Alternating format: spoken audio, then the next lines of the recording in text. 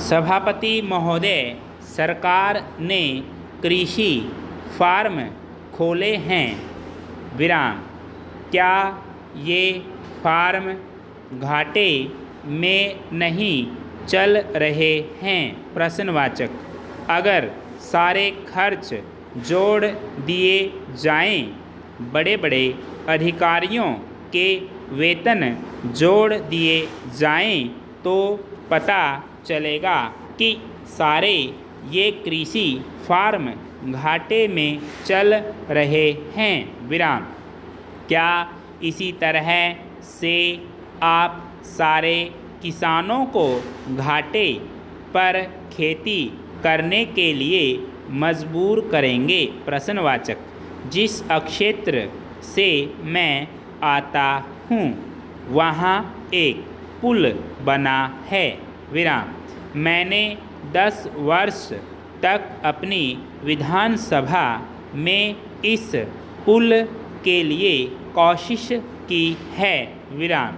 जिस दिन से मैं यहाँ आया हूँ बराबर उसकी चर्चा करता आ रहा हूँ, बराबर कोशिश कर रहा हूँ।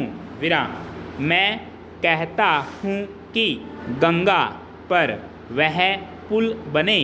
उस पुल को बनाने का आश्वासन भी मिला था। विराम। एक प्रश्न के लिखित उत्तर में यह जवाब दिया गया था। विराम। यह कहा गया था कि इसको हाथ में लिया जाएगा। विराम। अब मालूम हुआ है कि उस योजना को उठाकर ताक पर रख दिया गया है और यह पुल नहीं बनेगा। विराम। इन लोगों ने क्या कसूर किया है? प्रश्नवाचक। यह मैं आपसे जानना चाहता हूँ। विराम।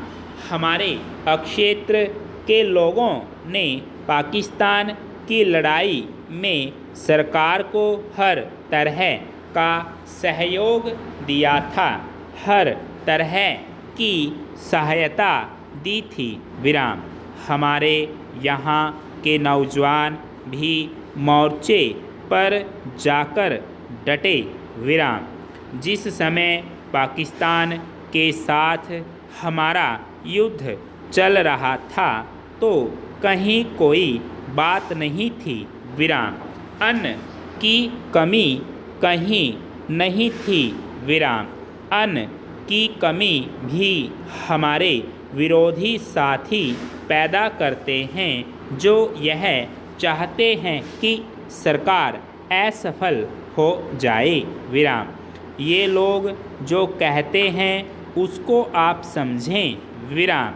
एक तरफ तो हमारे मित्र की बात है जो देश के बड़े बड़े शहरों में दंगे करवाते हैं, दूसरी तरफ हम हैं जो कि इनकी बातों को समझ नहीं पाते। विराम।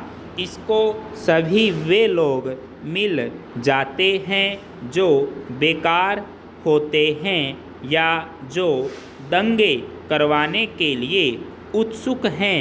विराम।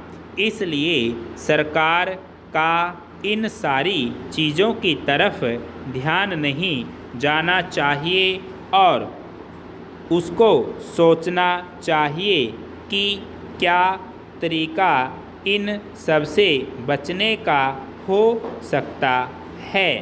विराम। एक तरीका हो सकता है कि इस देश में हर आदमी को काम मिले।